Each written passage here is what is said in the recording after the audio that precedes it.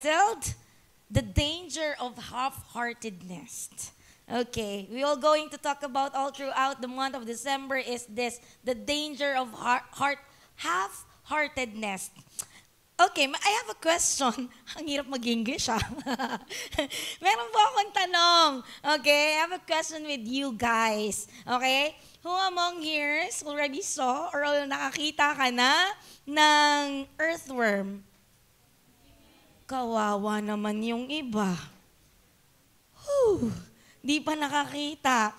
Alam niyo po ba that earthworm has a 5 heart? Do you know that? Ang earthworm ay may 5 puso.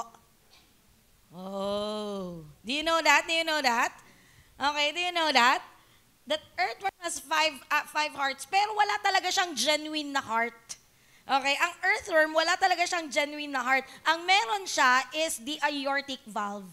Okay, meron siyang 5 aortic valve na kinoconsider na puso ng earthworm. Kaya naman, buti na lang hindi earthworm yung katabi mo. Hindi 5 ang puso niyan. And alam nyo rin po ba that an octopus has a 3 hearts? Okay? Buti na lang din, hindi octopus yung katabi mo because that, your seatmate is a human being who has a whole heart. Only 1 heart. Pakicheck nga po yung katabi mo. Can you check a person besides you? Can you check if there is only 1 heart na meron yan? Meron ba? Baka walang puso na yan. Yun ang malala no? Wala ng puso. Okay. Hindi po pwedeng, listen to me. If ang isang tao, okay, a human being only has a 1 heart, hindi pwedeng maging 2. Okay, ang puso ng isang tao. Okay, hindi rin po pwede na maging half-hearted ang isang tao. Okay? Hindi po pwedeng maging kalahati yung puso ng tao kasi po kapag naging kalahati, yan ay ewan ko na baka hindi tao na yan. Kaya naman, can you check the person beside you? Buo pa ba ang puso niyan? Kasi baka kung hindi na po buo ang puso niyan, baka hindi na po tao yung katabi mo. Okay? Baka hindi na tao yan. Okay. So now, salamat sa Panginoon, wala akong nakuhang sagot sa inyo kung buo pa ba ang puso ng katabi. Buo pa. Still whole? Tumitibok pa ba? Amen. Salamat sa Panginoon. Okay. Kasi po, pag-uusapan natin for the month of November is the danger of half-heartedness. Sabi ko nga po sa inyo kanina, bawal po, hindi po pwede, bawal talaga, hindi pwede nakalahati ang puso mo. Okay? Pag sinabi kasi nating puso, it is the center of human being. Okay? When heart stop, everything, hindi. When heart stop, nagbibit na yung puso niya. In love ka na pala. Hindi, joke lang. Joke lang po. Wale. Erase. Okay. Pag nag-stop po ang puso mo, okay, everything will stop. Tama? Unti-unti, slowly, the other parts of the organ of your body, if your heart stop, it will eventually stop also. Okay? So, now, importante po ang usapang buong puso. Okay? Kasi kapag nahati na ang puso mo, meron ng danger ito. Okay? At saka pag sinabi po nating puso, hindi pwedeng kalahati, dapat buo. Okay? Dapat whole. Okay? When talk about half-heartedness, pangit 'yon. Okay, sa lahat naman ng bagay pag kalahati ang puso, parang sa pag-ibig, hindi pwedeng kalahati. Dapat buo. Tama ba? Para hindi kayo nag-a-agree sa akin. Tama ba? Gusto ba ng asawa mo na kalahati lang yung pag-ibig mo sa kanya? 1/4 lang? Gusto ba ng girlfriend mo na kalahati lang? Hindi pwede yon. Dapat wholehearted. Buong puso. Okay? So, pag sinabi po nating heart, okay, dapat buo. Dahil kapag kalahati po ang puso natin, nako po. Okay? Ang dulot po nito sa atin, una, yung pinag-usapan natin, ano pong pinag-usapan natin last week? We talk about apathy. Okay? Kapag kalahati na ang puso mo, okay, may apathy ka na. Okay? Natandaan niyo po ba what is apathy? Apathy, apa 4, apa 5, apa 6. Ayoko na talaga mag-joke. Ayoko na po, bababa na ako. Okay, apathy, okay? Yung kawalan ng concern sa ibang tao. Okay, kawalan ng care sa ibang tao. So this time, yung pangalawang danger ng half-heartedness ang pag-uusapan natin. And we will going to talk about tonight, the mediocrity. Sabi mo sa katabi mo, mediocrity. Ayan. Pag sinabi natin mediocrity, the quality of being not very good. Okay? That is mediocrity. Sabi niya dito, a person that is not very good at something or not very good at anything in particular or something that is, yun na nga yun, not very good na nga. Okay? So when we say mediocrity, okay, ito yung parte sa buhay mo na naging common na lang sa'yo.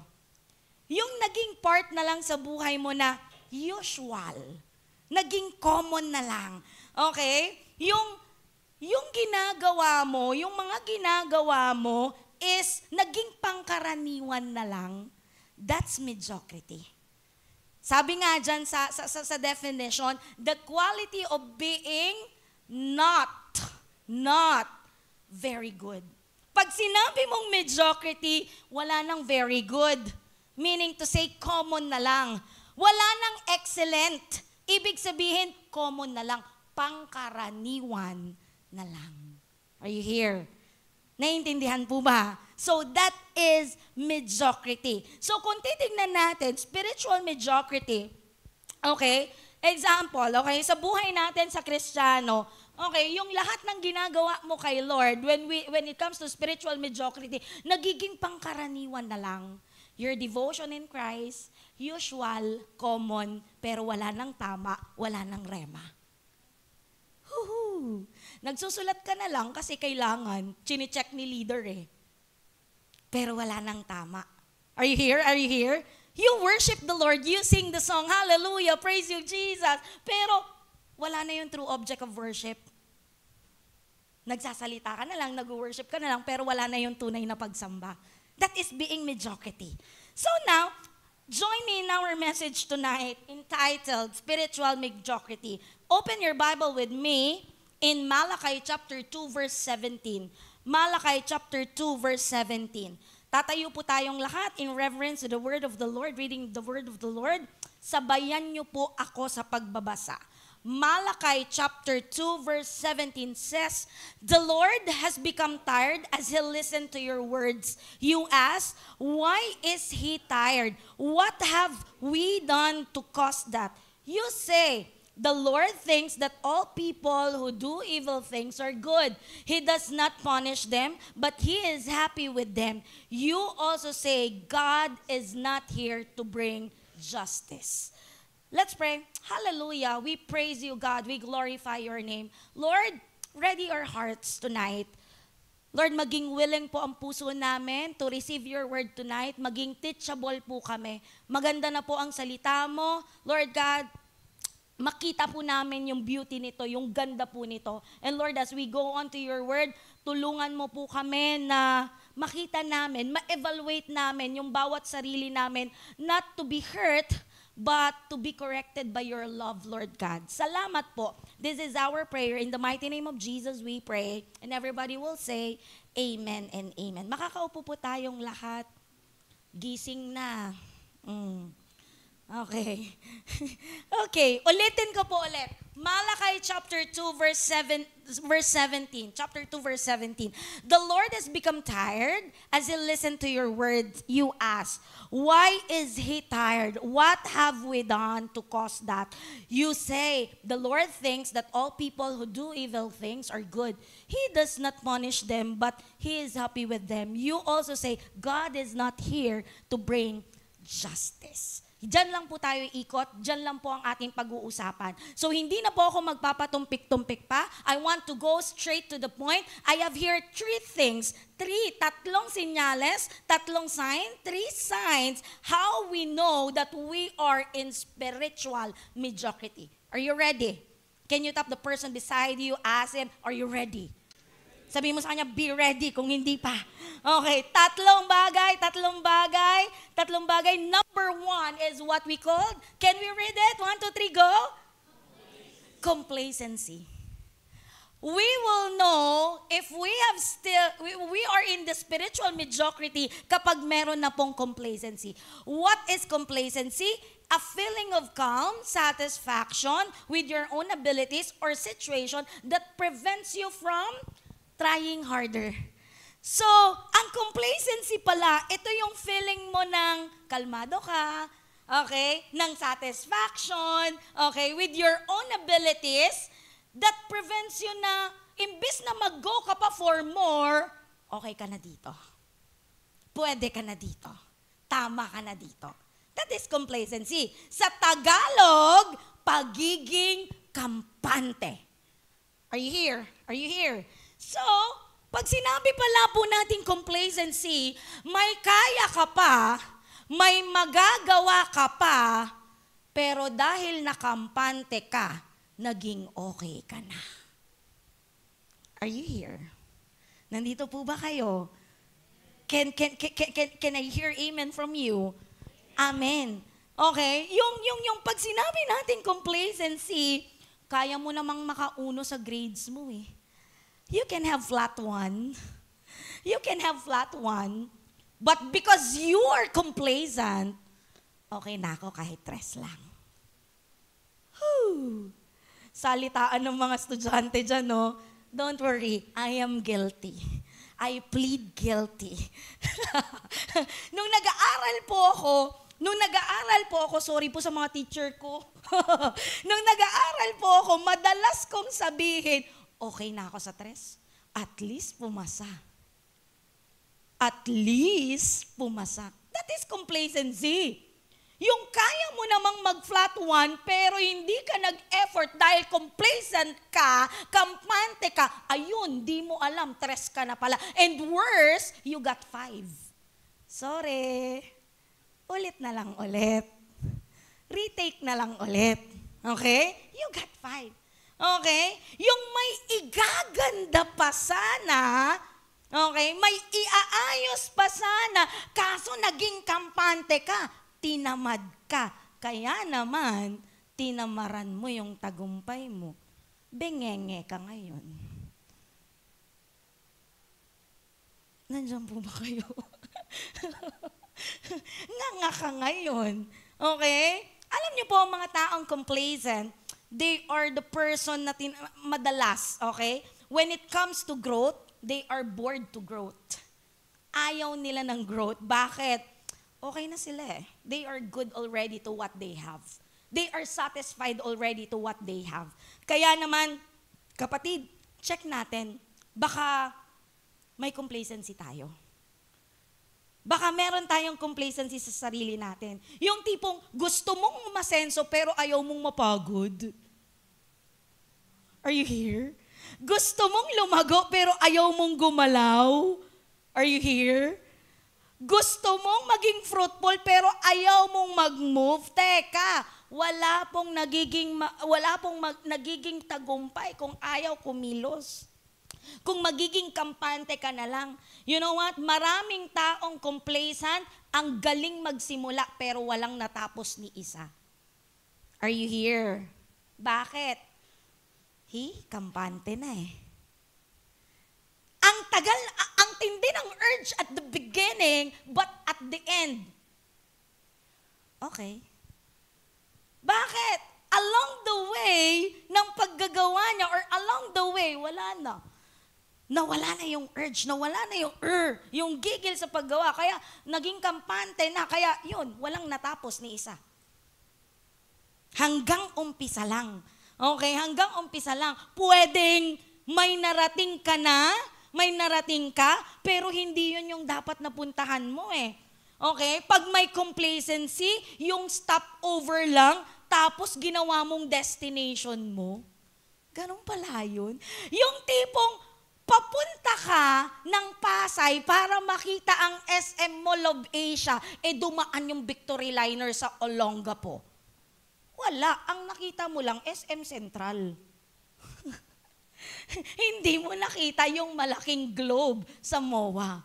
Bakit? Wala na nakampante ka na sa Central. Ang ganda ng Central. Hindi mo alam, mas maganda pala yung MOA. Mas malaki pala yung MOA. Mas marami pala mabibili sa MOA. Wala nakampante ka na sa nung nakita mo. Are you here? May mga, yung tipong nag-stop over lang, ginawa mo ng destination mo, being complacent. Okay? May mga narating tayo sa buhay na dapat ay dadaanan mo lang, kaya lang nagsettle ka na. Tinambayan mo pa, nanirahan ka na. Kaya naman, hindi mo nakuha yung best. Hindi mo nakuha yung excellent. Ang nakuha mo lang, yung good, yung less. Are you here? Pag may complacency, madaling magsettle sa less, kahit pa may more naman. Okay? That is complacency. Naging masaya ka na lang. Yung tipong ganito po, naging masaya ka na lang sa mundo. Pero, di mo naisip, may langit pa pala. Okay? Nakuha niyo po ba ako? Naging okay ka na sa mundo, naging niyakap mo na ang mundo, ang ganda ng mundo. Ang saya dito. Di mo alam, mas masaya sa langit. Bakit, Pastora, nakapunta ka na ba? Try po natin, kayo. Hindi, joke lang. Hindi po, that's what the Bible says. Dinescribe ng Biblia ang langit. How great, how beautiful, how magnificent is the heaven is. Okay? Yung tipong gustong-gusto mo na ang mundo pero nakalimutan mo may langit pa. Yung tipong gustong-gusto mo na, okay, gustong-gusto mo na yung jowa mo, hindi mo makita, may mas maganda. Ay, joke lang. yung ganda ka na sa asawa mo, hindi mo nakita, joke lang. Yan ang pinakamaganda sa paningin mo. Amen. Amen naman yung mga walang asawa. Galing. Hindi po. What I'm telling to you right now is, baka masyado ka nang sumaya, okay, sa mga bagay na ino-offer ng mundo, pero hindi mo nakita may Jesus kang kailangang i-priority sa buhay mo. Okay? Baka masyado ka nang sumaya sa trabaho mo, sa pera mo, sa travel mo, sa jowa mo, sa asawa mo, pero hindi mo nakalimutan, above all things, si Jesus dapat ang priority mo. Okay? Tandaan po natin, too much comfort will lead you to complacency. Minsan, kapag ang tao nakaramdam na, nakaranas na ng komportableng buhay, nagiging complacent lang. Ang tao, magpapabaya na kapag nakaramdam na ng sobrang comfort. Kaya naman, kapatid ko sa Panginoon, do not settle for less. Settle for best. Amen? Do not settle for less. Settle for what is best. So what is the Bible is telling us about complacency? Sabi po ng Malakay chapter 2 verse 17 in easy version. Sabi niya dyan, the Lord has become tired, has listened to your words. The Lord has become tired, has listened to your words. Sa Tagalog, para mas maintindihan po natin, I have here a Pinoy version. Sabi niya dyan, sawang-sawa na si Lord sa mga sinasabi ninyo. This is what the Bible is telling about complacency. Bakit? Bakit naging sawa si Lord sa mga sinasabi ng mga tao nung Malakay chapter 2 verse 17? Kasi po, nung mga panahon na ito, listen, nakabalik na po lahat ng mga tao or lahat ng mga Israelite sa sarili nilang bayan nung mga panahon po na yan. Actually, di ba, nabasa natin on the lower books, okay, mababasa natin on the lower books, kinapture sila ng Assyria. Even Coach Ariel, last week, tinapik niya po ito, sinabi niya po ito sa atin. Sinakop sila ng Assyria. And then sinakop sila ng Babylonia. Okay? And then sinakop pa rin sila ng Persian. Tapos, pagdating ng Malakay, ayan na. Pinayagan na po silang bumalik sa Israel nang walang sagabal. Okay? Nang walang sumasakop, nang walang bumibihag sa kanila, sige na, go na. Okay? Pumunta na kayo. Talagang naranasan nila yung comfort. Hindi na katulad nung, do you remember sino to? Si Daniel. Okay, nung time ng Babylon, anong ginawa kay Daniel? Okay, anong ginawa po kay Daniel? Ha? Pinakain sa daga. Pinakain sa lion. Si Shadrach, Meshach, at Abednego, because of what they are doing, they are praying to the Lord. Naging faithful sila sa Panginoon. Anong ginawa nila? Anong ginawa ng Babylonian kay Shadrach, Meshach, at Abednego? Tinapon sa burning furnace. Pero anong nangyari sa kanila? Ano nangyari sa kanila? Wala. Why? Kasama nila ang Panginoon eh. Pero ang sinasabi ko po, nung mga panahon na ito, nakabalik na sila nang wala nang ganon, na katulad ng ginagawa kay Daniel, ginagawa kay Shadrach, Meshach, at Abednego. Wala na. Ibig sabihin, to make the long story short, matiwasay na ang buhay. Comfortable na ang buhay ng mga panahon na yan. Wala nang umaaway sa kanila. Wala nang bumibihag sa kanila. Okay? Pero, when they experience comfort, they start being complacent with the Lord. Ganun naman yata talaga. Kapag ang tao nakaramdam ng comfort, nakakalimutan na si Lord at nagiging complacent na kay Lord. Are you here? Are you here? Tapikin mo yung katabi mo, sabihin mo sa kanya, okay lang yun. Magbabago tayo. Amen. Amen. Okay? Ganon talaga eh. Ganon talaga ang tao. Pag nakaramdam na ng comfort, nakalimutan na si Lord, naging complacent na kay Lord. Okay? Pag may kailangan kay Lord, grabe, umiiyak sa panalangin. Lord, ibigay mo na siya sa akin. Parang awa mo na. Nung binigay ni Lord, nakalimutan na si Lord sa buhay niya. Lord, bigyan mo ko ng trabaho. Sinasabi ko sa'yo, maglilingkod ako. Nung nagkatrabaho, Lord, ang busy ko na eh. Are you here? Kinalimutan na si Lord sa buhay niya. Naging complacent na. To tell you, segue lang. Maniwala ka po kayo sa akin. Sino dito mga young pro? I want to tell you, I want to testify, even you are working, you can still serve the Lord while you are working. While you are working. Don't be complacent. Don't be complacent. Lagi mong i-priority si Lord. You can serve God while you are working. Naranasan ko po ito. While I'm working, dinala ko si Lord sa trabaho. Papuri sa Kanya. Okay, kaya naman I'm challenging the young pro right now, the young professional right now, even though that you are working, to occupy ang buhay ninyo, ng mga trabaho ninyo, ng mga works ninyo, I want to tell you, you can serve the Lord. Amen, amen? Let's do not be complacent. Kaya mo pa. Amen. Amen. Can I hear amen sa mga young pros? Okay? Di ba? Ang galing natin. Pag may kailangan tayo kay Lord, ang tindi natin sa devotion natin. Pag kailangan tayo kay Lord, everyday, walang palya, nagdi-devotion ka. May kailangan ka eh. Pero nung nakuha mo na yung kailangan mo kay Lord, Lord, pag may kailangan na lang ulit ako sa'yo. Hello? Bato-bato po sa langit, ang tamaan, magbabago. Amen? Amen? Kaya nga, nung mga panahon po na ito, ganito na po yung mga tao. Ganito na po yung mga Israelites. Very complacent na. Yung tipong, pag may kailangan nilang sila kay Lord, doon na lang sila tumatawag. Complacent na sila sa kanilang pananampalataya kay Lord. Pero you know what? Sabi ni Lord sa kanila, sawang-sawa na si Lord sa kanila. Sawang-sawa na ako sa mga sinasabi ninyo. And kapag nagsawa na si Lord, pwede pala yun, no? May mga bagay itong ginagawa, itong mga Israelites na to. These people, bakit nagsawa si Lord? At ano yun? Ano yung mga bagay na yun? 3 ang ginawa nila. Una, magsasawa si Lord kapag naging routine na ang worship mo. Are you here? Pwede palang sumasamba, pero wala yung puso. Pwede palang sumasamba lang kasi kinasanayan lang. Naging routine na yung worship mo.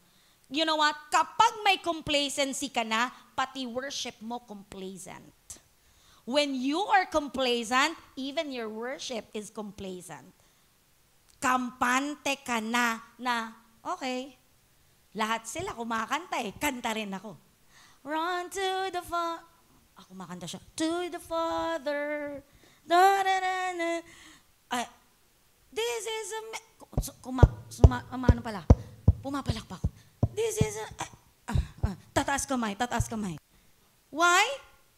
Complacent ka na.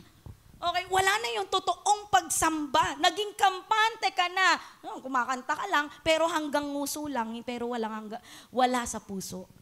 Yung worship mo kay Lord, hindi na galing sa puso, pero galing na lang sa nguso. Kapag complacent ka na, ang worship mo, nakagawian mo na lang. Routine na lang, tradition na lang. Hindi po ako nananakit ng tao, pero parang yung ginagawa po nating prayer natin before natin makilala si Lord. Yung laging, laging may pattern. Ano po yun? Hindi po ako nananakit, pero laging, eto na. Di ba laging ganun? Laging ganun. Pero nung nakilala mo si Lord, what? Naging personal ka kay Lord. Nagkaroon ng puso. Okay? Nagkaroon ng puso. Maniwala ka po sa akin, kapag naging routine na ang worship mo, at kapag hanggang dito na lang ang worship mo, grabe, you know what? Matindi na ang complacency na meron ka sa katawan mo. Baka nga, nasa mediocrity ka na. Amen? Amen? Kaya naman, let's check ourselves. In our worship, are we still giving our full heart to Jesus while we are worshiping? Are we still giving our full heart to Jesus while we are doing worship to Him? In our devotion, do you still do your devotion out of your mentor? Or ginagawa mo yung devotion mo kasi may natututunan ka kay Lord? Ginagawa mo yung devotion mo kasi nangungusap si Lord.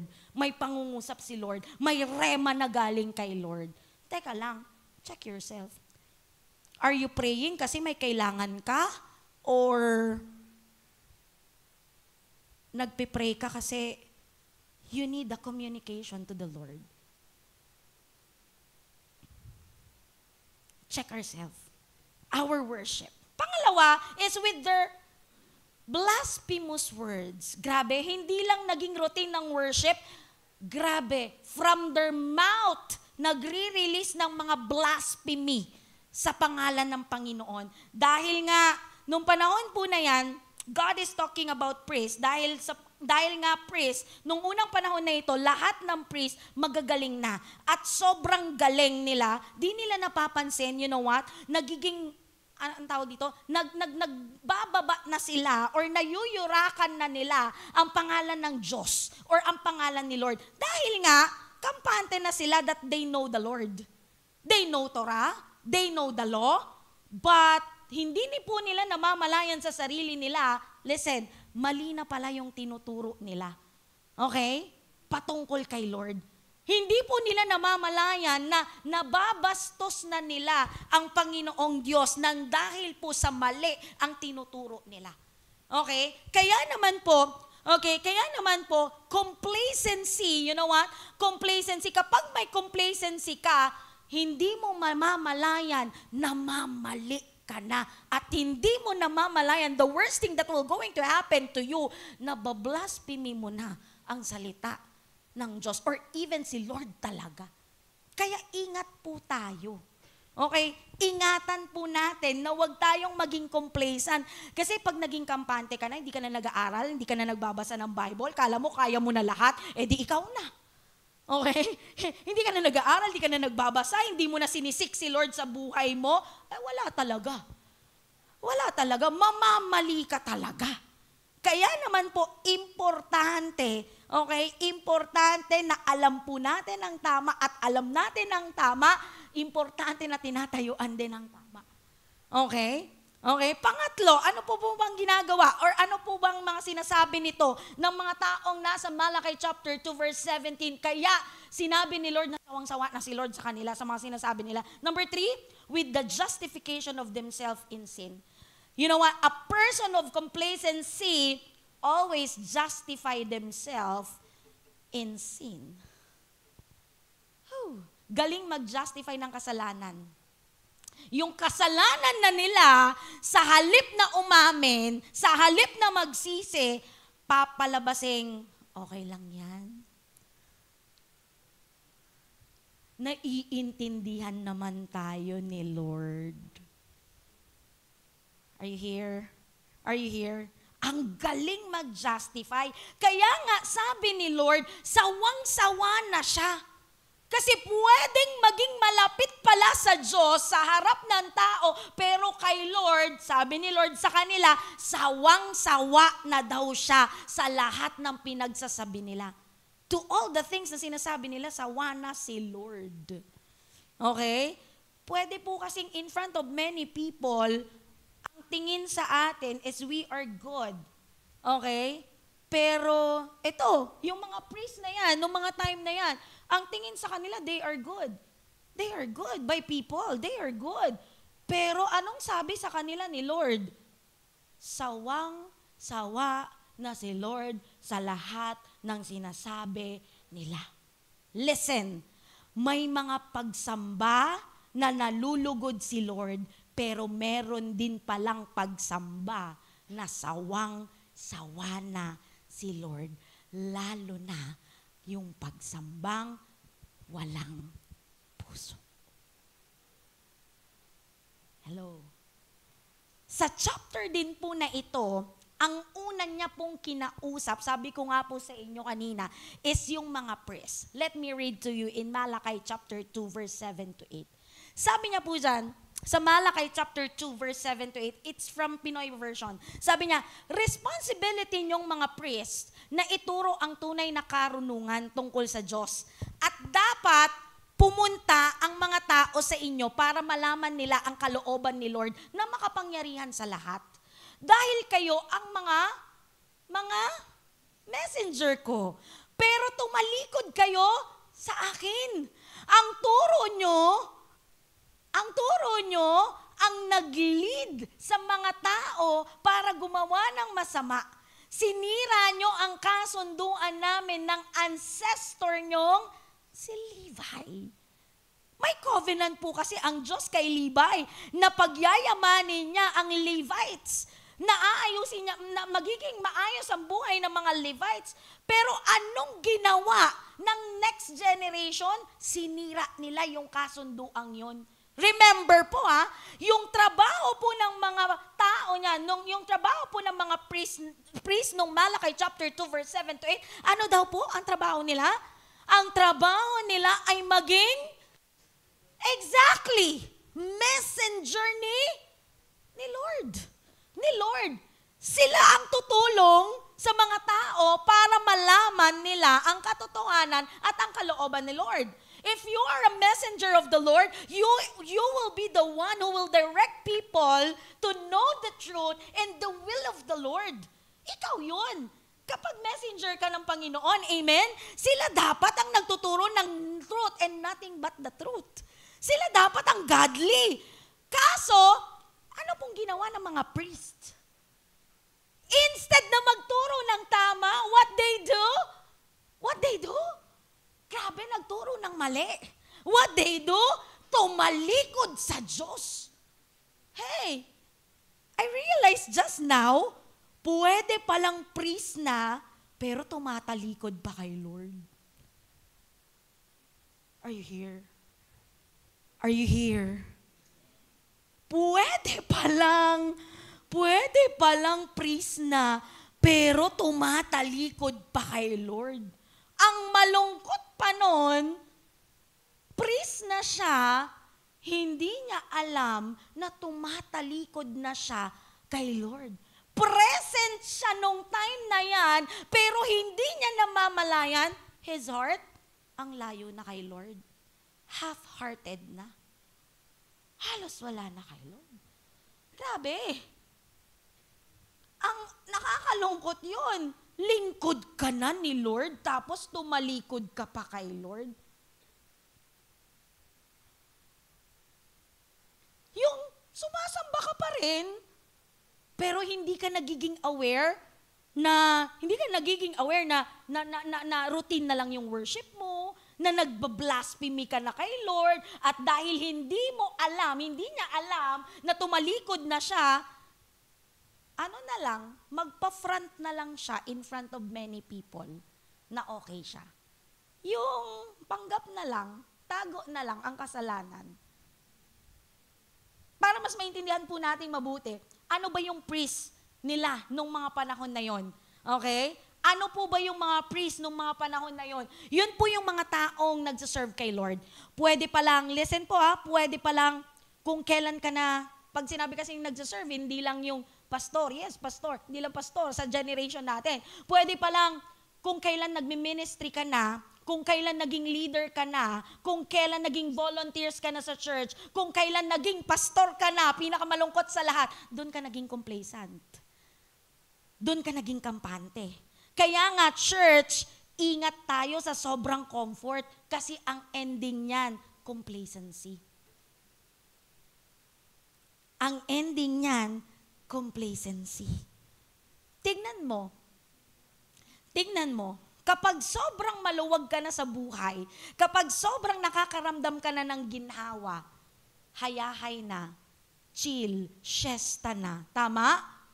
Tama? Tapos hindi mo na napapansin yung danger sa paligid mo. Kaya nga po mga kapatid ko po sa Panginoon, ingat po tayo pag sobrang comfort na yung nararanasan natin. Kasi baka mamaya, we fall into complacency. Okay? Bakit? Kasi nga, half-hearted na. At minsan, nakasanayan na. Kaya, ang bagsak po nito, mediocrity. Sabi nga po ng Proverbs chapter 1, verse 32, fools are destroyed by their own complacency. Okay? I-destroy ka talaga ng complacency mo. Sabi din ni A.W. Tozer, complacency is deadly foe of all spiritual growth. Deadly foe daw. Okay, it is a deadly foe of a spiritual growth. If you do not want to grow in Christ, be complacent. Maging kampante ka. Okay, kung ayaw mong lumago spiritually, sige, wag kang mag-church. Wag kang mag-church. Okay, sige, kung ayaw mong lumago spiritually, wag kang mag-devotion. Okay lang yan. Kung ayaw mong lumago spiritually, huwag kang mag-pray. Be complacent. Kung ayaw mong lumago spiritually, huwag kang mag-worship. Okay lang yan. Tignan mo, makikita mo yung sarili mo, ang layo-layo mo na kay Lord. Now, paano po natin lalabanan ang complacency? Nakuha niyo po ba? Number 1 topic, complacency. Nakuha po ba natin? Now, application. Paano po natin lalabanan ang spirit of complacency? Listen. Para maiwasan po natin, okay, ang spirit of complacency or complacency, kailangan mong magpabantay. Okay? Kailangan mong magpabantay. Dapat may nagmo-monitor sa atin. Sa makatuwid, look for accountability partner. Okay? Amen, amen, amen, amen. Pag sinabi ko pong accountability partner, ay, accountability partner daw, ikaw na yun. Ay, nako. Pag sinabi mo nating accountability partner, it is someone who will tap you, who will correct you, who will watch over you, na kapag nagkakamali ka na, when you are in danger, tatap na, parang mali na. Parang hindi na goods. Parang it's like this. Parang it's like that. Amen! Kaya pag maghahanap ka po ng accountability partner, hindi yung nakita mo, ang ganda niya, siya na. Hindi! Dapat yung kaya kang i-correct. Yung kaya kang i-guide all throughout your spiritual journey. Accountability nga. Hindi lang laging maganda yung lumalabas sa bibig. Okay? Dapat kahit yung flaws mo, kaya niyang i-deal sa'yo. Amen? Kaya naman, importante po na magpa-monitor tayo, magkaroon tayo ng accountability. Kaya nga po may mga life groups tayo. Amen? Amen? Tandaan nyo po, madaling maging on fire kay Lord. Madaling maging on fire kay Lord, pero after 3 days, after 2 days, after 1 month, kapag hindi nabantayan yung fire, maniwala ka, mawawala yung fire. Mawawala yung fire. Yan. At makikita mo, ang layo mo na pala kay Lord. Ang layo mo na sa Panginoon. Diba? Literally naman kapag anong tawag dito, nagpaapoy ka ng, yung charcoal, kapag hindi mo binantayan, pag hindi mo, tawag doon, pinaypayan, okay, pag hindi mo pinaypayan, wala. Magiging abo lang yon, right? Magiging abo at magiging abo yan. Pag pinaypayan mo, syempre babaga yun, ang babaga, hahawa yun ng ibang ano. Pero, pag binantayan mo, baga yun, pero pag hindi mo binantayan, wala. Magiging abo lang yun. Kapatid, listen to me. Importante na nagpapabantay tayo. Nagpapamonitor tayo. Importante ang accountability. Amen? Amen? Amen? Or willing ka ba? Willing ka ba na bantayan ka? Wala nang nag-amen. Kasi kapag hindi ka willing magpabantay, listen, gagawin mo lang lahat ng gusto mo. At kapag ginawa mo everything that you want to do, patay na. Magiging complacent ka na. Tapos ang mahirap pa nito, dahil walang bantay, naging complacent ka na, ang susunod nito, mag-i-start ka ng mag-complain. Okay? Kaya naman, pabantay ka, kapatid. Okay? Pabantay ka. Pangalawa na marka ng spiritual mediocrity. Ano po yung una? Complacency. Pangalawa is what we call compromised. Okay? Compromise. When we say compromise, sa Tagalog, kompromiso, pag sinabi po natin yun, it is defined to allow your principle to be less strong or your standards or moral to be lower. Pag sinabi mo palang compromising, okay? Pag sinabi mong compromising, binababa mo, you are lowering down your principles, your standards in life, okay? And then, para ma-meet kung ano yung dapat ma-meet. That is compromising. Parang ganito, ang standard mo, dark, tall, and handsome. Pero sige na nga, okay na lang. Hindi na dark, ano yun? Tall, dark, and handsome. Sige na nga lang. Binaba yung standard bigla, Compromise. Okay?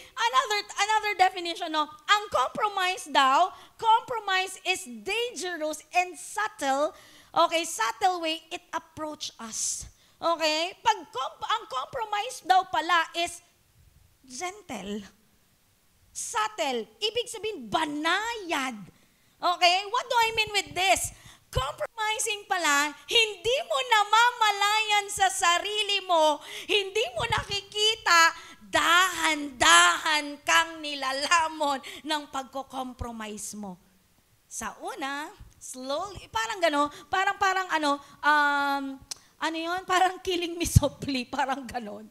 Okay? Unti-unti ka pa. Deadly kasi talaga ang compromising, very dangerous. Hindi mo mamamalayan, nandun ka na sa puntong deadly na, nandun ka na sa puntong sukdulan na. Okay? Nandun ka na sa wala nang pwedeng gawin, wala nang pwedeng ipangremedyo. Yes. Hindi mo mamamalayan yung sarili mo kasi compromise is very subtle, very gentle. Yung tipong akala natin tama pa pero hindi mo namamalayan, mali na pala. Are you here? Akala natin okay pa yung ginagawa natin pero hindi natin namamalayan. Dahil nga subtle si compromise, di mo namamalayan, mali na pala. Akala natin okay lang. Akala natin pwede nang ibaba yung standard Pero hindi natin namamalayan, hindi pala. Ang compromise po parang ganito. Yung kanta ng mga taong compromise. Sana. Ilang taon na po kayo? Parang mas matanda po kayo sa akin na. Hindi, joke lang. Sana, dalawa ang puso ko.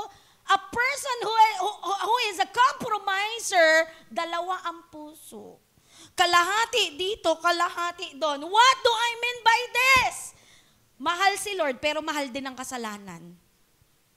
Nagmamahal kay Lord, pero nagmamahal din sa kasalanan. Ayaw iwan si Lord, pero ayaw niya ding iwan ang kasalanan. What do you call that by that? Compromiser.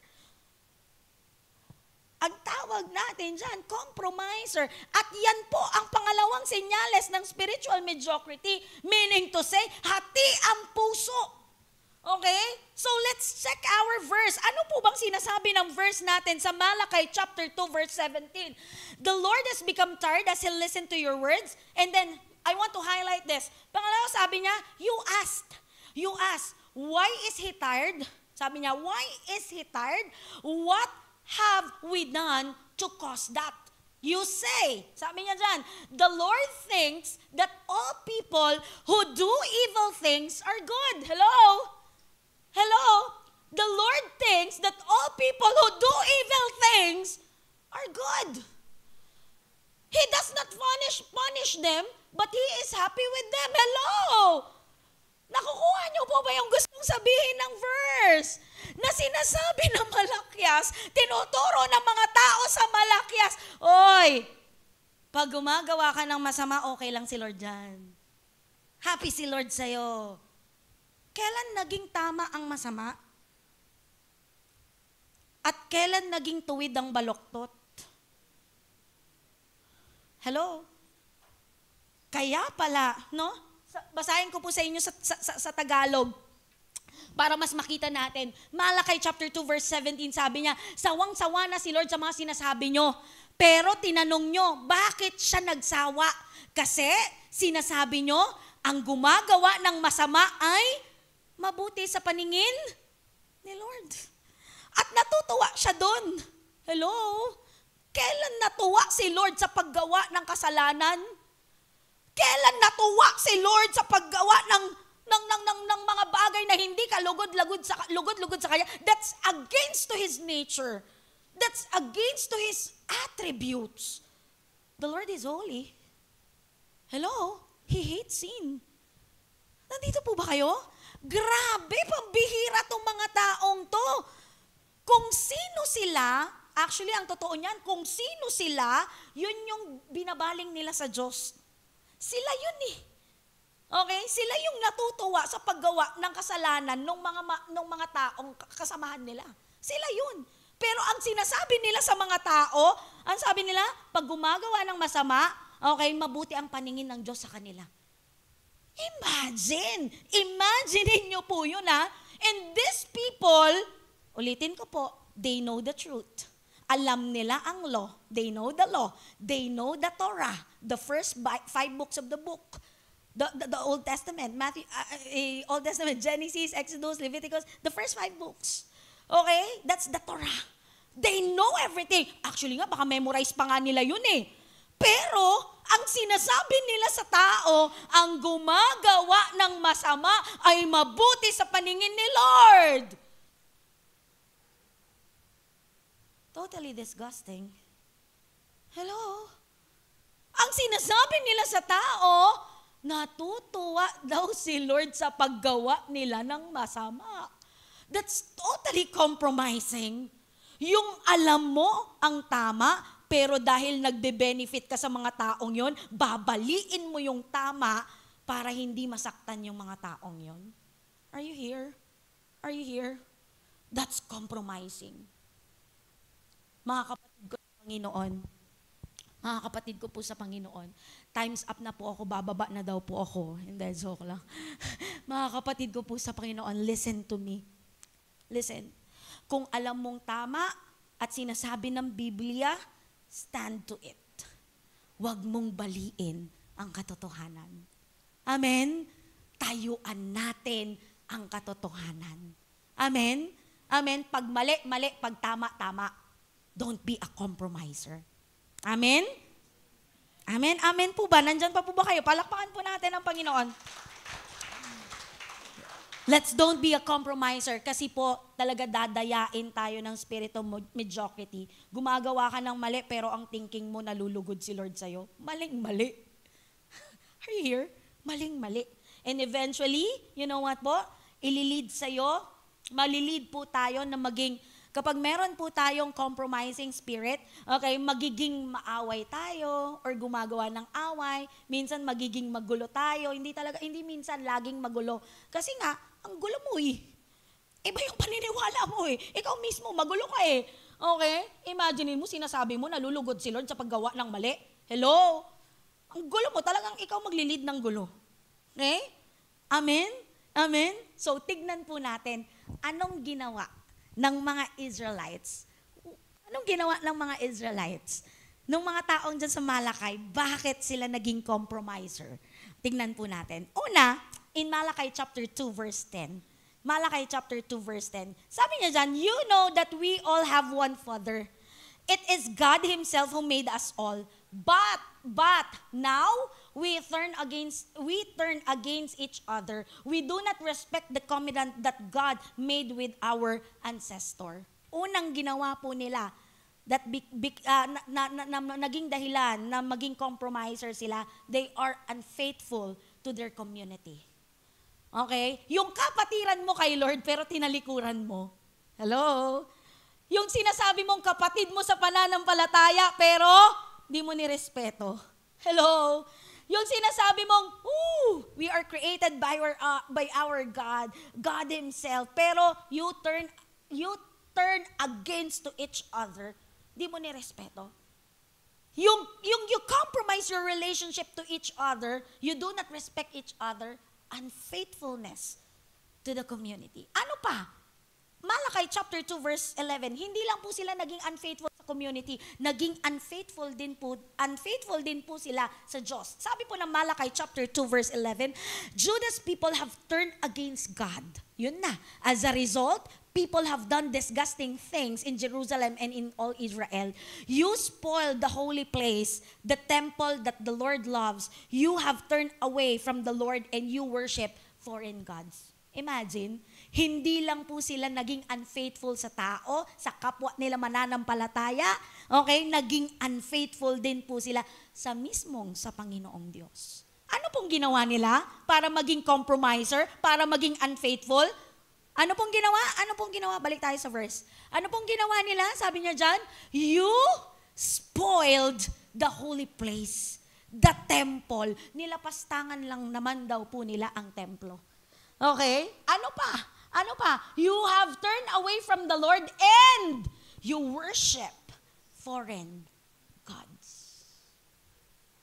You worship foreign gods. Grabe.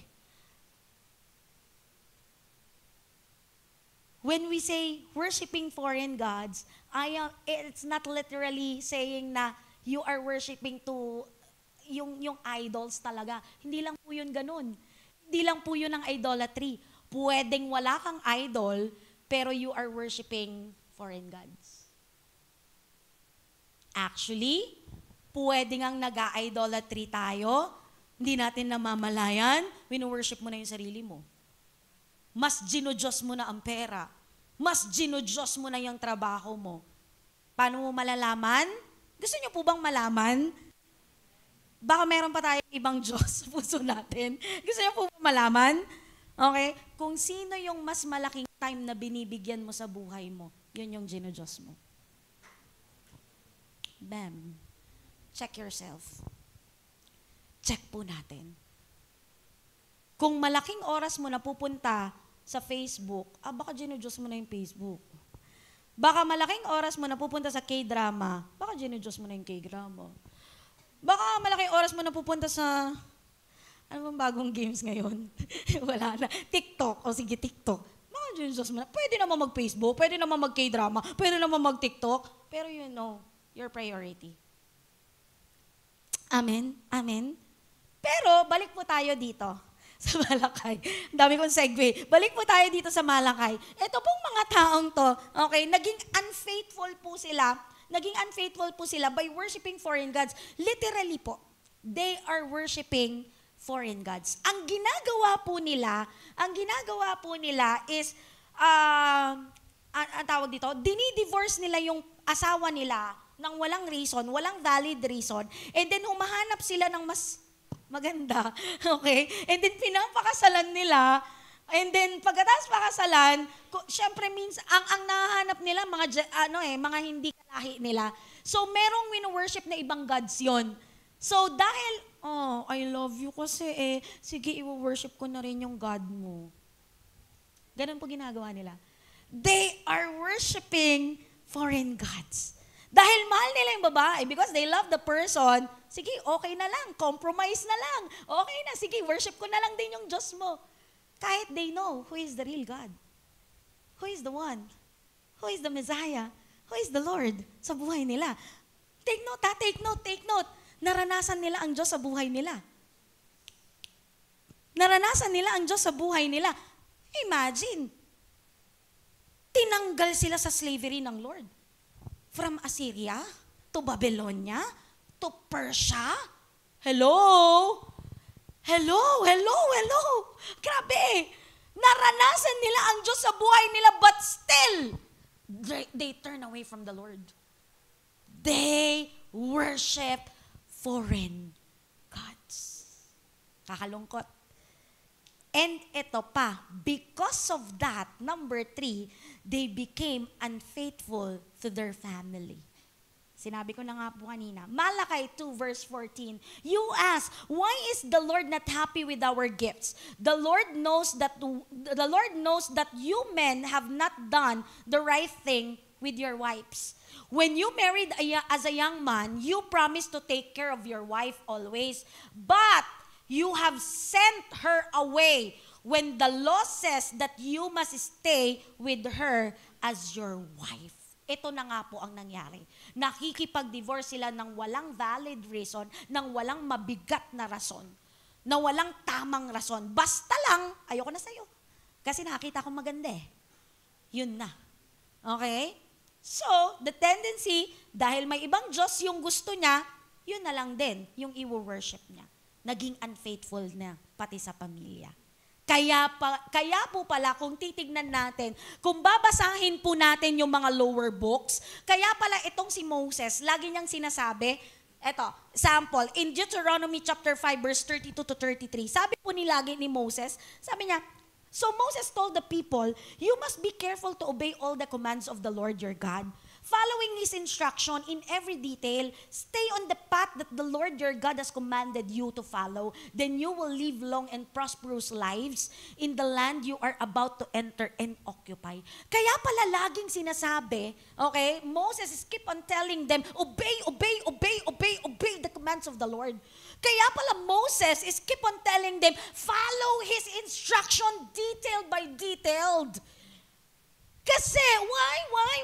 Kasi darating sila sa punto ng buhay nila na tatalikdan nila ang Lord kahit kilala nila ang Diyos sa buhay nila. Darating sila sa punto ng buhay nila na sila mismo ang gagawa ng mga blasphemous things kay Lord. Kahit they know God in their life. Hello! Mga kapatid ko po sa Panginoon. Kaya pala, laging sinasabi ni Moses, obey, follow. Kaya pala laging sinasabi ni Pastor to Mag-devotion ka, mag-worship ka. Ang kulit mo, Pastor, paulit-ulit ka. Kasi baka hindi natin nakikita, may compromising na rin po pala tayo. Let's check ourselves. Tandaan, my brothers and my sisters in God, mas may halaga si Lord kesa sa lahat ng bagay na kayang i-offer sa'yo ng mundong ito. Kung ngayon pa lang, you cannot value God, tatalikuran mo si Lord.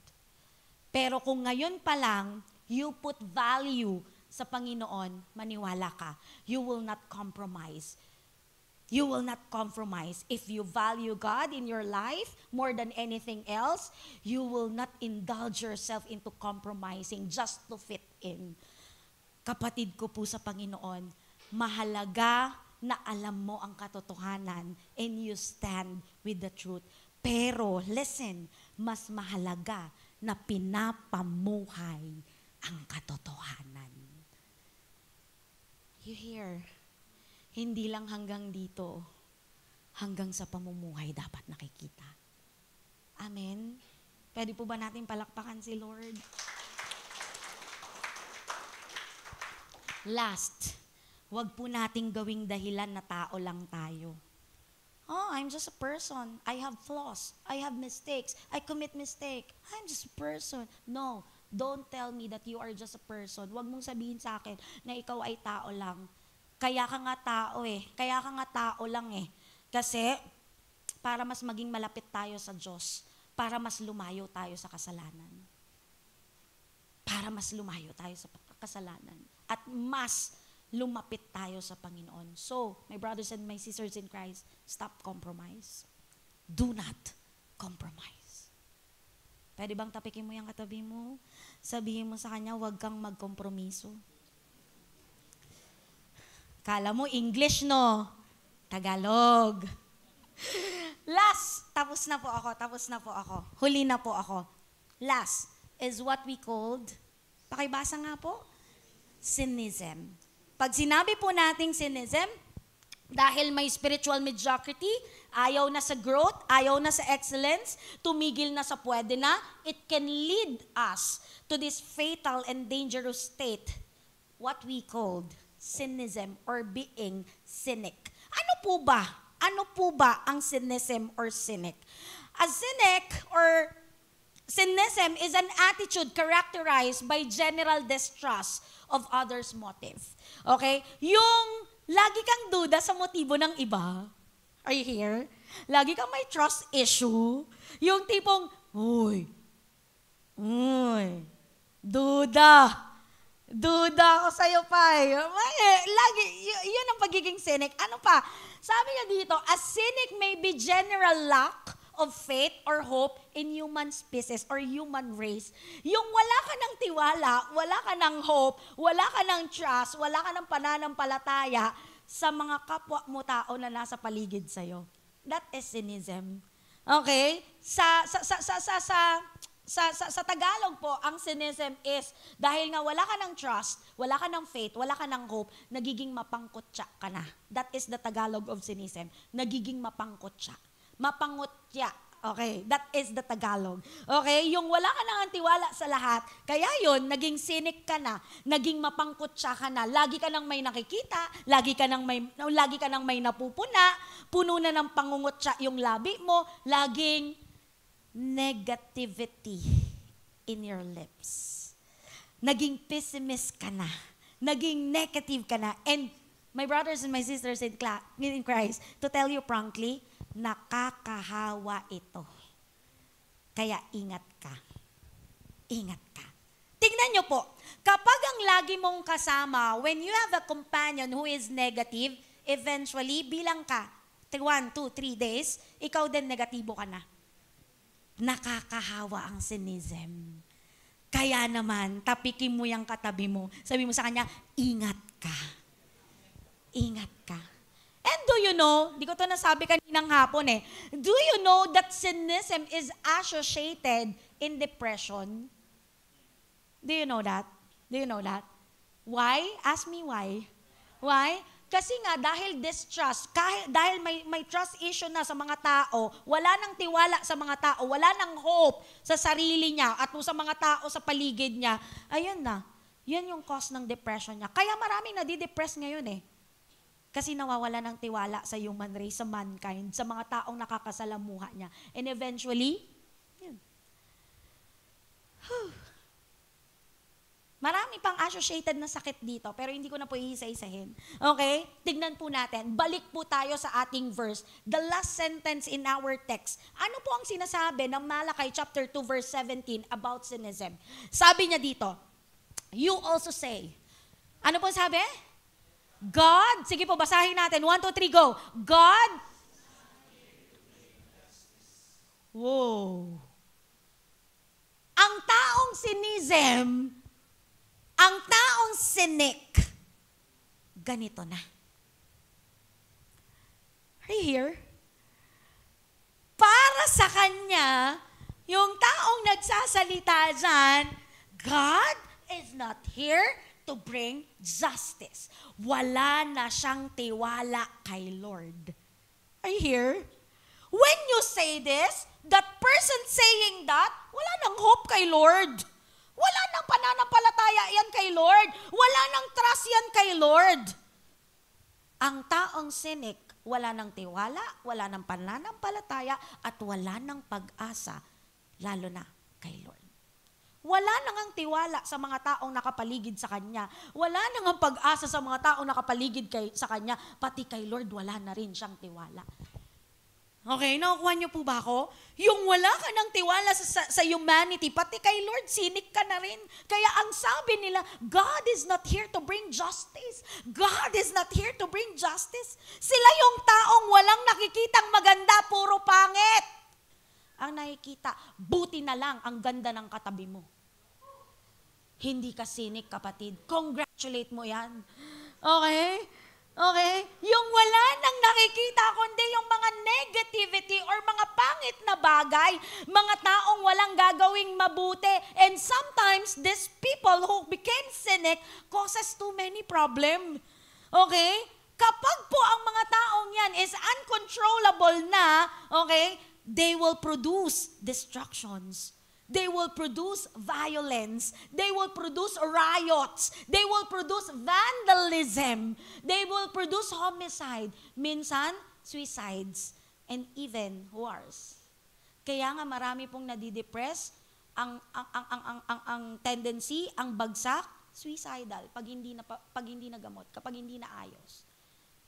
Actually, hindi pa nga depression. Nasa anxiety pa nga lang eh. Suicidal. Suicide. Pambihira. Okay? Mga taong ito, grabe no? Ang tindi. Imaginein mo, sinabihan si Lord, God, you are not here to bring justice. Hello? Lupit. Cynic na, sobrang mapangkotsa na. Hindi na lang yung tao, yung kapwa niyang kinukotsa niya, even si Lord, kinukotsa niya na rin. Pambihira. Okay? Pero you know what? Ganun talaga yata talaga eh, no? Yung ikaw ang may kasalanan, sinisisi mo sa iba kapag may spirit of mediocrity ka na. Okay? Yung kapag may mediocrity ka na, din ang galawan mo, no? May cynicism na, and usually, ganito po ang galawan ng taong cynic na. They have what we call, correct me if I'm wrong po kasi hindi po hindi ko po generation ito. Okay, generation nila ito ngayon. Okay, ganito daw po ang galawan ng taong cynic. Okay, they usually do guilt tripping. Are you familiar with guilt tripping? Tapik-tapik. Yung mga nanay, ano yun? Pareho po tayo, wag po kayong mag-alala. Hindi ko rin po alam ito. Pero inaral po natin, ano po yung guilt tripping? Ano po tong guilt tripping na to? Sabi po ng psychology, ang guilt tripping daw po is manipulating someone, make someone feel guilty, especially in order to induce them to do something. Pag sinabi mo po daw palang guilt tripping, okay, ganito po yun. Okay, magpapaawa effect ka. Correct me if I'm wrong correct me if I'm wrong the generation now. Okay, magpapaawa effect ka para ma-feel nung taong yun. Ay, sige na nga, kakaawa naman siya eh. Hoy, papayag na nga ako. Sige na. Kasi, kakaawa siya eh. That it's guilt tripping. Sa panahon po natin, kapag sinama ko sarili ko, ayoko na. Sa panahon po na, mga nanay, mga tatay, sa panahon po natin, it's like blackmailing. Okay? Pero yung paawa effect, alam niyo po, I have something this eh. Yung tipong sasabihan ka na, pag hindi mo po ako binigyan ng baon, madadrop na po ako. Kapag po hindi po ako naka-attend sa ganito, hindi po ako mauuno sa grades ko. Kapag hindi po ako nakaganito, nako po, ikaw naman, dahil nga madadrop siya sa school, sige na. O, ito na, baon mo, baon mo. Okay? Sige na. Okay? Sa mga nanay, sa mga tatay, ano po ba mga naranasan natin guilt tripping? Sa mga anak natin, meron po ba? Gini-guilt trip po ba kayo ng mga anak nyo? Hala, kawawa na ako, wala nang matitira sa sahod ko. Uy, sige na anak, okay na, ito na yung sahod mo. Okay lang kami ni nanay mo at saka ni tatay mo.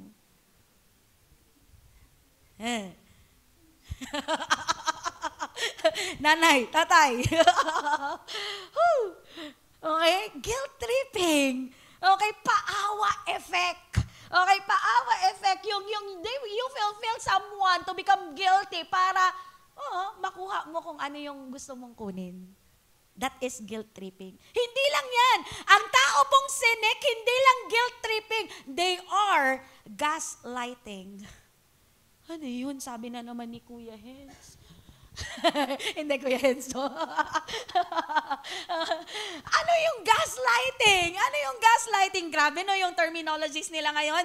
Okay, ang gaslighting daw po, correct me if I'm wrong again, generation now. Psychological, sabi ng psychology, it is a psychological manipulation of a person, usually over an extended period of time, that causes victim to question the validity of their own thoughts. Okay, it is a manipulation pala.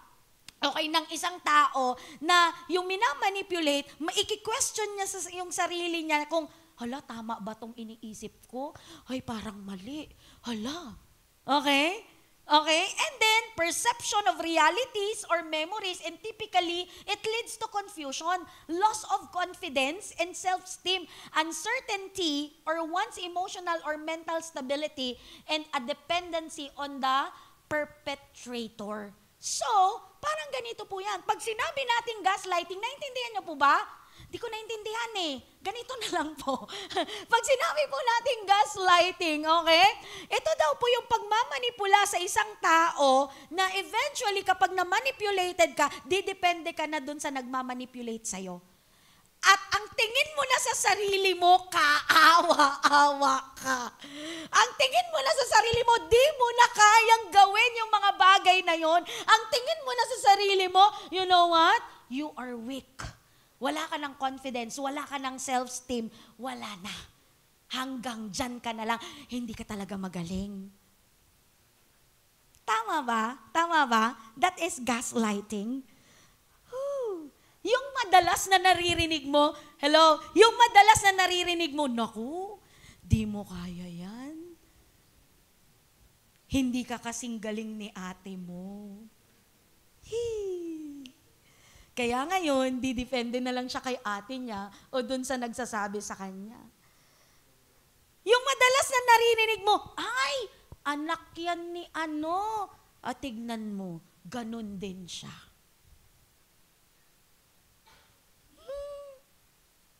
Yung madalas na naririnig mo, ay, may pinagmanahan, kaya pala. Alam niyo po, generation today, hindi lang kayo biktima. Hindi lang kayo ang biktima ng gaslighting. Pati kami, biktima ng gaslighting. Amen, amen. Ako lang? Kuya Hen, suportahan mo ako. Nanay Miriam, Tati Chona, suportahan mo ako dito. Hindi lang kayo ang biktima ng gaslighting. Kami din. You know what? Ang dami naming sige na nga. Ang dami naming na-receive dati. Tignan mo yan. Di yan makakapagtapos ng pag-aaral. Why? Ang bobo-bobo niyan eh. Tingnan mo, maagang mabubuntis yan, katulad nung ano niya. Hey, people, let me remind you, hindi ikaw, kung nag-gaslight ka, let me remind you, hindi ikaw ang pwedeng magsabi ng future ng isang tao. Only God holds the future of a person. It's not you. Do not gaslight people. Please, dala-dala ko yan. Yes, marami po nagsabi sa akin, hindi yan hindi yan makakatapos ng pag-aaral. I finished my studies. Mag-aasawa ng maaga yan. Natapos po muna ako bago ako mag-asawa. Tignan mo, mabubuntis yan ng maaga. Gusto ko na pong mabuntis. Gusto ko na lumabas si Arndel. Hindi lang kayo, generation ngayon. Kaya naman, if you are doing this, stop it. Kasi hindi ikaw ang may hawak ng future ng sinasabihan mo, ang Diyos. Amen? Amen? Amen? Amen? Last, sabi po ng Isaiah chapter 30 verse 18, yet the Lord longs to be gracious to you. Therefore, He will rise up to show you compassion. For the Lord is a God of justice. Blessed all who wait for Him. Listen. Listen to me, my dear brothers and my sisters in Christ. Si Lord nga, naging gracious sa'yo. He is gracious to you. Sino ka para hindi maging gracious dyan sa katabi mo? Amen? Sino ka para magsabing hindi gaganda ang buhay niyan? Sino ka para magsabing hindi makakatapos ng pag-aaral yan? Di magiging successful yan? Who are you to tell that? Si Lord, gracious dyan sa taong yan. Si Lord, He will going to rise up that person to show His compassion. Si Lord, compassionate dyan sa taong yan. Who are you to tell that? Tandaan mo, kapatid, darating ang panahon, ipapakita ni Lord that He is just in your life. Kumapit ka kay Lord. Wait for the Lord. Makikita mo. The Lord is God of justice. Mali ang sinasabi ng mga tao in Malachi chapter 2 verse 17 that God did not go here to bring justice. Na hindi just si Lord. Kasi I'm telling you right now, personally, I experience yung justice ni Lord sa buhay ko. Hindi ako ang nagpatunay, pero ang Diyos ko ang nagpatunay sa mga taong ito. Na may, kaya pa pala ako. Na may kaya ka pa rin pala. That you can do excellent. Amen? Amen? Kaya naman, kapatid ko po sa Panginoon, hawak ka kay Lord. For us to not become cynic, listen, para hindi tayo maging cynic, para hindi tayo maging gaslighter, para hindi tayo maging guilt tripping, ano pong gagawin natin? Watch your motive always. Okay? Not just your words, but the motive of the heart. That's important. And listen, kasi kapag cynic ka na, you become talkative. Kailangan, when you're cynic, listen more and talk less. Okay? Listen more and talk less. Tandaan, si Lord ang nagbigay ng purpose mo. Ayaw ni Lord na pagdudahan mo ang purpose mo. Ang purpose sa'yo ng Lord, maganda, mabuti, excellent, the best. Huwag mong pagdududahan ang purpose na binigay sa'yo ng Panginoon. Kapatid, hawakan mo to. Hold on it. Hold to that purpose. Hindi ugali ni Lord na mag-gaslight. Hindi ugali ni Lord na mag-guilt tripping. Hindi po power trip si Lord.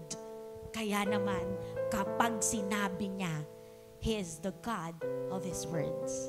Panghawakan mo. Amen? Amen? Last na po. May number 4 pa pala. Joke lang po.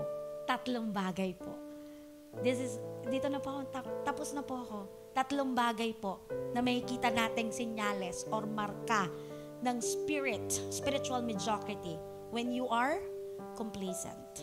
Pangalawa, when you do compromising or you compromise. And lastly, when you became cynic or cynicism. Amen? Amen? Amen? Can we evaluate ourselves right now? Can we evaluate ourselves? Magkaroon tayo ng short evaluation. How are you? How are you? How are your spiritual life? How are you in front of the Lord? Are you being complacent? Are you being compromised? Are you being cynic? How are you? How are you? My brothers and my sisters in Christ, remember, you are His pinnacle creation. Pinnacle creation ka ni Lord. At kapag sinabi pinnacle creation, ikaw yung pinakamataas sa lahat ng creation ng Diyos. Actually, ginawa ka ni Lord excellently. Excellently kanyang ginawa. Hindi kanya ginawa through His mouth, through His words, pero hinulma kanya sa pamagitan ng kanyang mga kamay. Kaya naman, sana, kapatid, matapos na sa'yo ang epidemya ng mediocrity. Maniwala ka, you can do better than that. You can do better than that. Because God, you have God that is excellent. And He made you His pinnacle of His creation. And you are made excellently. Huwag mong pakinggan yung mga sinasabi ng ibang tao. This time, tuldukan po natin ang spiritual mediocrity. Tuldukan natin ang complacency. Tuldukan natin ang compromising. Tuldukan natin ang pagiging cynicism. This time, huwag nating gayahin yung mga taong nasa Malakay na walang paglago, ayaw sa paglago, ayaw sa pagbabago, ayaw sa change, ayaw sa growth. They don't want to change. They don't want growth. They don't want to be fruitful. This time, sa'yo mag-uumpisa. The change will start in you. Growth will start in you. And fruitfulness, bountiful fruitfulness will going to start in you. Can you just stand up right now? And as you stand up, allow yourself to worship the Lord. Come on. Come on, people of the Lord. Can we worship the Lord right now? Allow yourself na papurihan mo ang Panginoon sa oras nito. Oh God.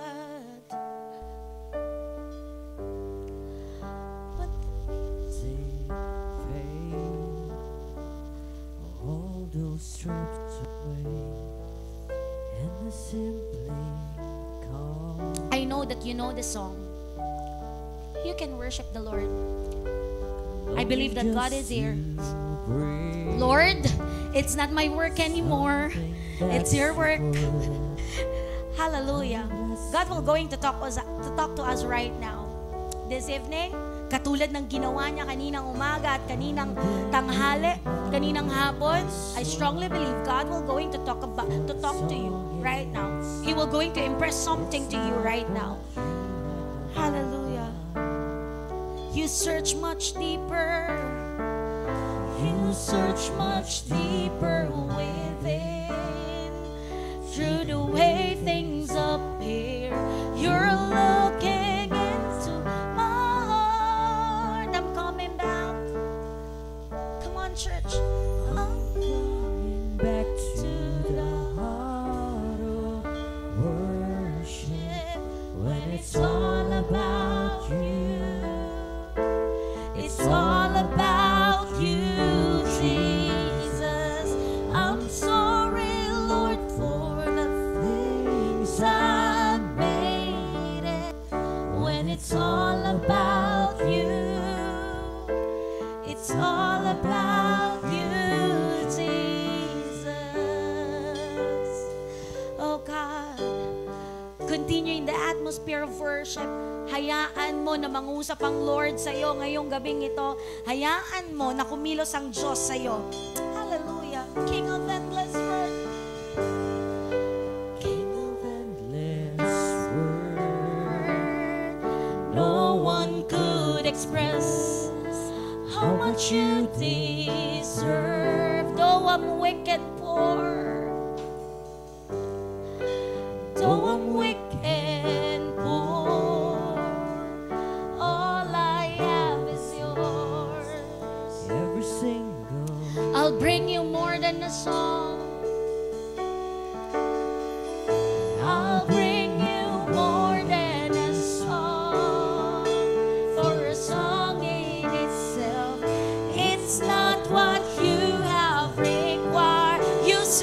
much deeper. You search much deeper within to the way things up here. You're looking into my heart. I'm coming back to the heart of worship when it's all about you. It's all about you.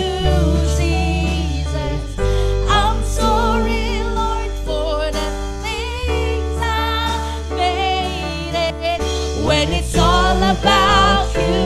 Church, indulge yourself in worshiping the Lord. Wala tayong gagawin ngayon kundi magpuri.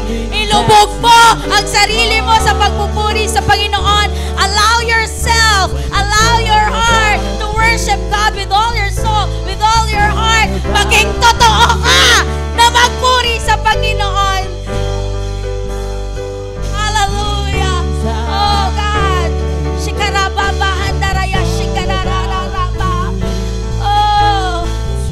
About you, I'm coming back to heart of worship. When it's all about you, it's all about you. All about you. God is here. Oh, babalik tayo sa puso ng pagsamba. Babalik tayo sa totoong puso natin kay Lord. Oh, sa buong puso natin, mag-aalay tayo sa Panginoon. Woo! It's all about you. It's all about you, Jesus. I'm sorry, Lord, for things I've done. When it's all about you, it's all about you, Jesus. Listen to me, my dear brother and my sisters in Christ. The Lord is here. He is doing something. He is doing something. Listen, listen, listen. Minsan akala mo hindi mo na kaya. Minsan akala mo wala ka nang igagaling pa. Pero the Lord is telling you, stop being complacent because you are my pinnacle creation. You are excellent because I am excellent. Sabi ng Panginoon. Listen, stop being a compromiser. If you know that this is truth, stand for the truth. Be in the right. Do not go to the left. Be on right. Be on right. Stop being a compromiser. Do not compromise. And you know what? My dear brother and sisters in Christ, cynicism. Someone here, God is dealing you with this. God is dealing you with this. Sometimes, grabe, ang tindi mo makapag-gaslight. Ang tindi mo makapag-guilt trip.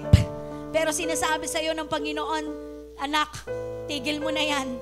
That is spiritual mediocrity. Tama na, tama na. Do not do gaslighting. Do not do cynicism. Do not be cynic. Do not do guilt tripping. Kasi hindi ikaw ang may hawak ng hinaharap. Ako ang may hawak ng hinaharap, says the Lord.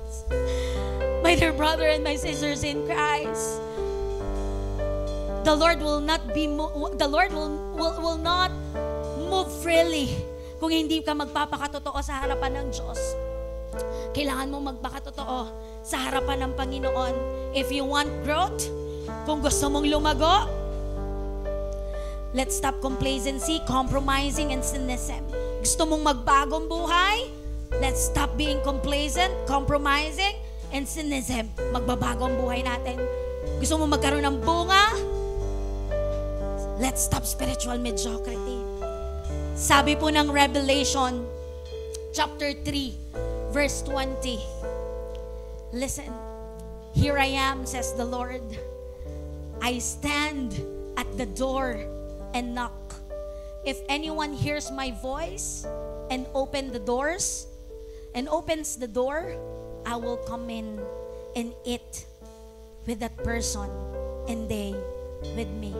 Listen, the Lord saying, I am here. I stand at the door and I am knocking. I am knocking.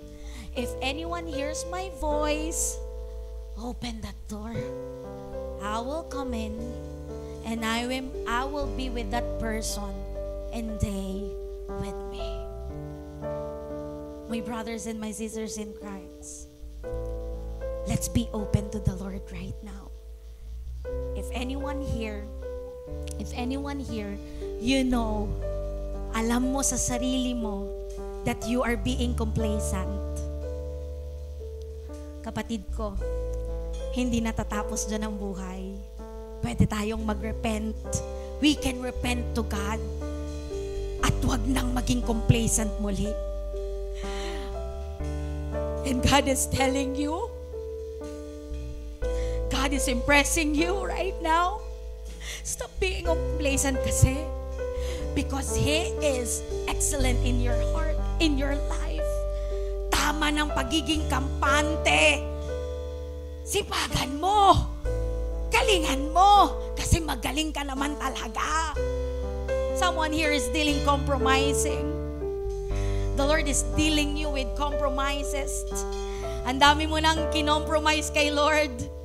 Ang dami mo ng mga pagkakataon na pinagpalit mo siya over those things na akala mo mas priority mo sa buhay mo. Kapatid ko sa Panginoon, let's stick to the Lord. Let's do not compromise. And lastly,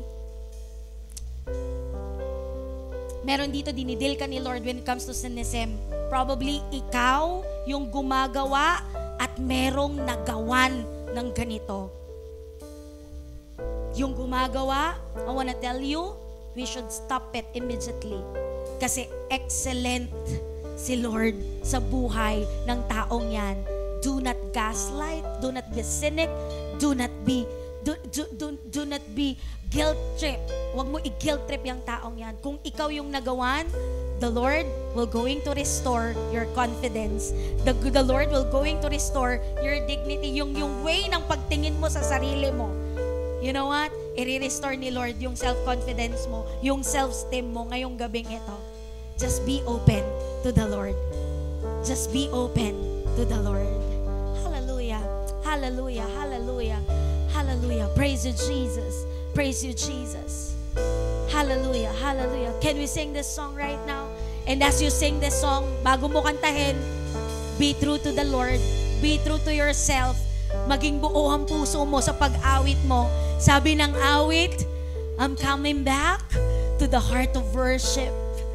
It's not about you, but it's all about Jesus.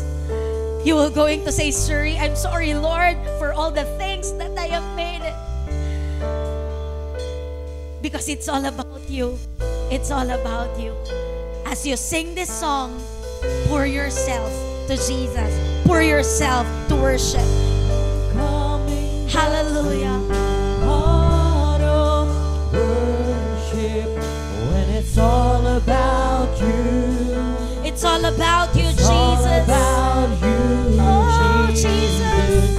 I'm sorry, Lord, for the things I did. Come on, church. When it's all about Maging matamis ka sa Panginoon. it's all Woo! about you. I'm coming back to the heart of worship. Coming back to the heart of worship. When it's all about you. It's all about you, Jesus.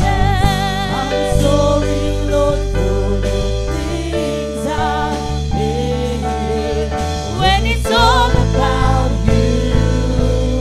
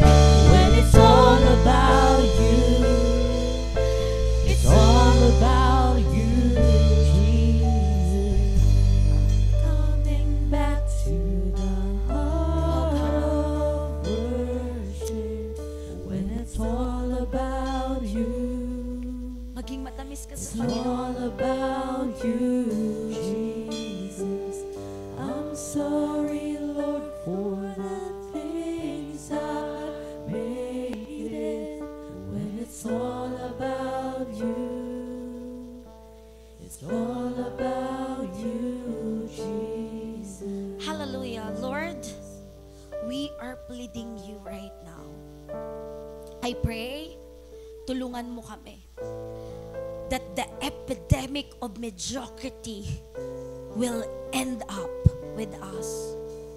Hindi na magiging common, hindi na magiging usual, pero dahil nalaman namin that we are made, we are created by an excellent God, we know, kaya na rin po namin. We can do excellently. We can move excellently, God. Lord, hindi ka pa tapos sa amin. May mga bagay ka pang binabago, may mga bagay ka pang tinuturo, may mga bagay ka pang ini-improve sa bawat isa sa amin, O Diyos. I pray right now, huwag kaming tumambay sa pagiging complacent, huwag kaming maging compromiser, at huwag kaming maging cynic na lang, O Diyos. Lord, right now, nakikita mo po ang puso ng bawat isa, wala pong naililingid sa'yo. You know everything, God. You know it, Panginoon. I pray right now na ikaw po ang kumatagpo ng bawat pusong nandito. Ikaw po ang mag-deal sa bawat pusong nandito. Salamat po sa ginagawa mo. Salamat po sa tinuturo mo. Salamat po sa binibigay mo. Ito po ang aming panalangin. And this is our worship na maging samyo, mabangong samyo sa harapan mo, Panginoon. Makaabot sa kalwalhatian mo, O Diyos. In Jesus' name we pray. And everybody will say, Amen and Amen. Pwede bang palakpakan natin ang Panginoon?